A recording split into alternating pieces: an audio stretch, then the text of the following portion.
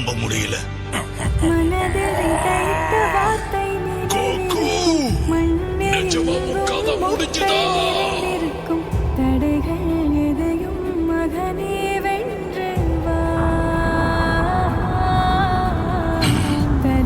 நீ அதை ஃபீல் பண்றியா? ஆமா. அங்க என்ன நடக்கும் தெரியுது. மட்டும் இல்ல, மொத்த இடமும் ஏதோ பவர் அண்ட் எனர்ஜியால அதிர்ந்துட்டு இருக்கிற மாதிரி தெரியுது. அது என்னவா இருக்கும்? எதனால இந்த மாதிரி நடக்குது? நீங்க என்ன கேட்டீங்கன்னா அதுக்கு ஒரே பதில் தான் இருக்குன்னு சொல்லுவேன்.